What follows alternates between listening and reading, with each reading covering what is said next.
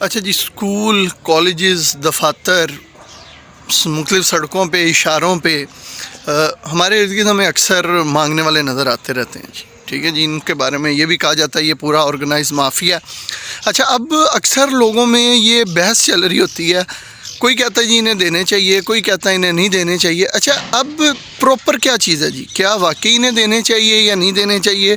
क्या सब मांगने वाले माफिया का ही हिस्सा होते हैं या कुछ वाकई ही मजबूर भी होते हैं, या क्या मामला होता है? देखें जी, एक तबका फ़कीरों का वो है जो वाकई मुस्तहिक होते हैं, जिनमें वो लोग हैं जो जेन्युइनली अपाहिज हों या वो लोग जो काम नहीं कर सकते, उनका तो हक़ है ना जी, उन्हें देने चाहिए। लेकिन इनमें 95% आजकल वो हैं जो एक ऑर्गेनाइज माफिया, जो बाकायदा डंके की चोट पे मांगते हैं। उन्होंने मुख्तलिफ़ तरीके इख्तियार कर रखे हैं, उसमें आर्टिफिशियल तौर पे अपने आप को अपाहिज भी शो करते हैं, और एक ये मुनज़्ज़म ऑर्गेनाइज गैंग है। आपको मैं एक छोटी सी कहानी सुनाता हूँ, ये कहानी सुन के हमें समझ आएगी कि किसी को भीख देना बेहतर है या किसी को रोज़गार के काबिल बना देना बेहतर है। किसी ज़माने में एक स्कूल में एक बच्चा पढ़ता था, उसका नाम था जी बीकूमल। अब बीकूमल ना बड़े ही गरीब फैमिली से ताल्लुक़ था उसका बाप मोची था, और क्या हुआ कि उसके पास ना यूनिफॉर्म और जूतों के लिए पैसे नहीं थे। बीकूमल को ज़रूरत थी नए यूनिफॉर्म की और नए जूतों की। दिल्ली में हेड मास्टर साहब ने उसे डांटा और उसे सख्ती से कहा कि भाई बीकूमल, तुम कल से यूनिफॉर्म और जूते लेकर आना। अच्छा, अब जब बीकूमल ने हेड मास्टर साहब को बताया कि जी मेरे पास तो इतने पैसे ही नहीं है, मैं बहुत गरीब खानदान, तो हेड मास्टर साहब ने क्या तरीका सोचा, उन्होंने असम्बली में अनाउंस किया कि जितने भी बच्चे हैं, बीकूमल आज हर क्लास में आएगा, और बच्चे जो भी 1-1, 2-2 रुपये अपनी पॉकेट मनी लाते हैं, आज अपनी पॉकेट मनी ना खर्चें और बीकूमल को ये अतिया के तौर पे या बीकूमल को ये पॉकेट मनी दें ताकि वो बेचारा अपने जूते ले सके और अपना यूनिफॉर्म ले सके। अच्छा, अब बीकूमल ने इसी तरह किया। वो असम्बली के बाद पहले एक क्लास में गया, फिर दूसरी में गया। जब तीसरी क्लास में गया ना, तो वहाँ पे जो उस्ताद थे वो बड़े ना अल्लाह वाले थे, बड़े दरवेश थे, बड़े ना नेक सिफ्त आदमी थे, और इसी के साथ बड़े दानिश्वर और समझदार भी थे। जब उन्होंने बीकूमल के हाथ में देखा ना कि रुपये के चंद नोट हैं और इस तरह से हर क्लास से इकट्ठा कर रहा है, तो वो बड़े गुस्सा हुए। उन्होंने तमाम बच्चों को मना कर दिया जी कि आपने बीकूमल को 1 रुपया भी नहीं देना, और बीकूमल से कहा कि बेटे तुम जाओ, जिस से पैसे लिए हैं ना उसको वापस करके आओ, मैं तुम्हें यूनिफॉर्म लेके देता हूँ और जूते लेके देता हूँ। अब मास्टर साहब को इस चीज़ की समझ आ गई थी कि अगर आज ये सबसे 1-1, 2-2 रुपये इकट्ठे करके यूनिफॉर्म ले लेगा या पैसे ले लेगा तो इसे आदत पड़ जाएगी। को यूनिफॉर्म और जूतों के लिए पैसे दे दिए। अब उससे पूछा कि मुझे एक बात बताओ, तुम शाम में क्या काम कर सकते हो? बीकूमल ने बताया जी मेरे वाल साहब मोची हैं, तो मैं जूते पॉलिश वगैरह कर लेता हूँ और जूतों की मुरम्मत कर लेता हूँ। टीचर होते हैं ना जी, वो बीकूमल से पूछते हैं कि मुझे ये बताओ कितने पैसे हों तो तुम्हारा सामान आ सकता है। वो बीकूमल कहता है जी 1 लकड़ी का बक्सा चाहिए, चंद ब्रश वगैरह चाहिए, कुछ और चीज़ें चाहिए, तकरीबन 250 रुपये में मेरा सारा सामान आ जाएगा।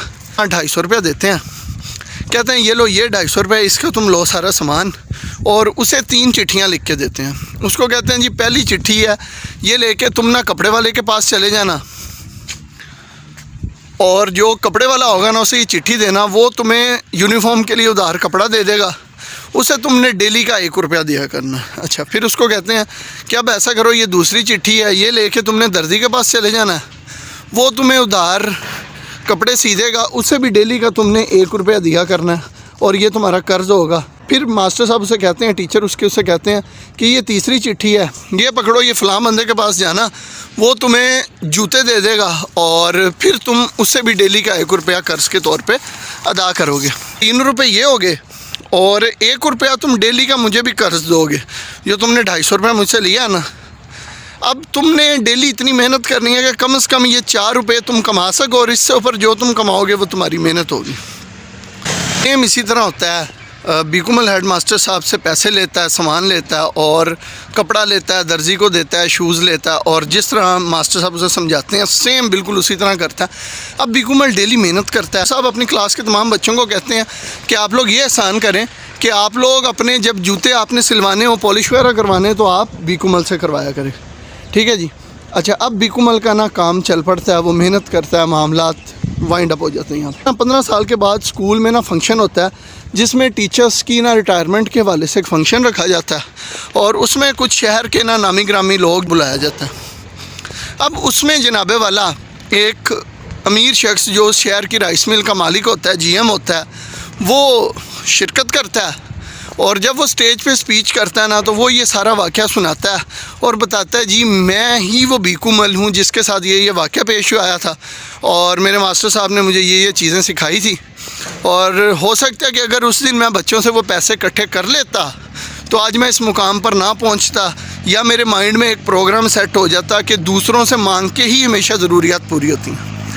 तो याद रखिए, अगर आप इस्तात रखते हैं और आप वाकई समझते हैं कि कोई बंदा मुस्तहक है, तो उसे भीख देने से ये कई गुना बेहतर है कि आप उसे कोई छोटा मोटा रोज़गार शुरू करवा दें ताकि वो उससे मेहनत करके खुद कमा सके।